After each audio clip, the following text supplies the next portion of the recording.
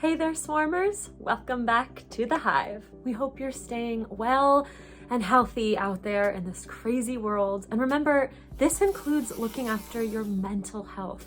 So today, we are diving into a specific subset of bioenergy, biofuel. Let's start with a quick bioenergy summary. Bioenergy is any form of energy or heat produced from organic material, called biomass. These are materials like wood, plants, or animal waste, and when used in energy production are called feedstock.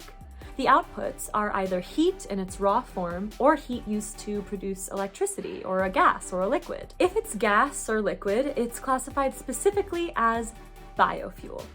We recently released a video on bioenergy from biomass, which you can check out here, somewhere. So, biofuels are produced from biomass being broken down, fermented, and refined. The refined fuel can then be used to produce energy, like in a motor vehicle, jet plane, train, or on your cooktop.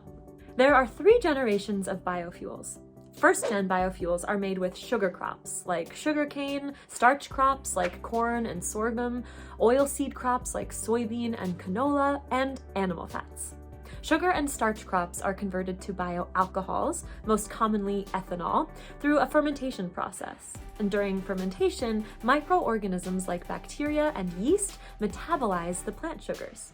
The most common biofuel product is ethanol. Once produced, it is mixed with standard gasoline, which cuts down on the carbon monoxide and other pollutants emitted through vehicle exhaust. Almost all gasoline at the pump in the US is mixed with at least 10% ethanol, and sometimes even more. However, vehicles require specific engines to deal with blends of more than 10%.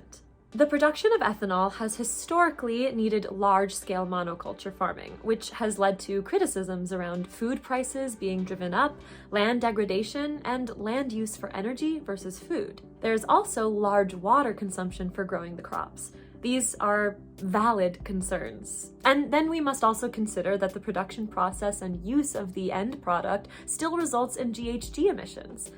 A perfect solution? It is not. Then there's second-gen biofuels, or cellulosic biofuels, which are made from cellulose from non-food crops and waste biomass, such as corn cobs, straw, wood, and wood byproducts. Arguably, using this cellulosic ethanol is better environmentally and, importantly, also socially, with respect to not using food crops to propel a car.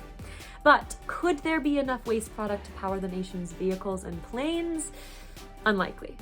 Lastly, there's third-generation biofuels, and this is exciting. The feedstock is algae, and this goes a long way to addressing the land use, water use, harvesting emissions, scale of availability, and social issues of the other sources of bioethanol. But algae can take a long time to form and isn't very efficient at synthesizing CO2, until recently. Researchers at Washington State University have found a way of growing algae in days, not weeks.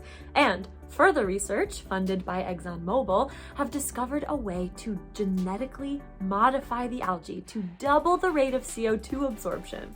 These are very big achievements for the biofuel industry and for consumers. Algae must be converted to biofuel in a different manner to the crops of sugarcane and soybean often used, through a process called pyrolysis. This produces biochar and various oils. The biochar is also a hugely beneficial product. It's a valuable soil additive, and it survives in the soil for thousands of years, thereby becoming a semi-permanent way of capturing carbon. The other biofuel, biodiesel, is produced from vegetable oils, animal fats, and greases, like recycled restaurant grease, and can be used in vehicles and as heating oil. Pure biodiesel is non-toxic, biodegradable, and produces lower levels of air pollutants than petrodiesel. Or it can be blended with petroleum diesel in any ratio, though commonly this is 80% petroleum diesel and 20% biodiesel. The other form of biofuel is biogas. This can be formed when paper, food scraps, and yard waste decompose in landfills. It can also be produced by processing sewage and animal manure in special digesters. Anaerobic bacteria occur naturally in soils, water bodies like swamps and lakes, and in the digestive tract of animals, including us humans. These bacteria break down the biomass, which is similar to the fermentation reactions when producing beer and wine, and produces a gas composed mostly of methane and carbon dioxide. The fact that biogas can use animal manure and human sewerage gives it quite an advantage over the biofuels. Animal/human effluent is very high in nitrogen, which, when in oxygenated environments, gets converted to nitrogen dioxide, which is better at trapping heat in the atmosphere than carbon dioxide.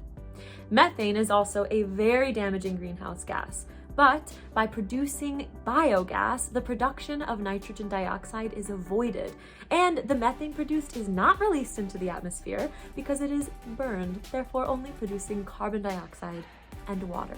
And arguably has to be better than the natural gas we extract from our earth.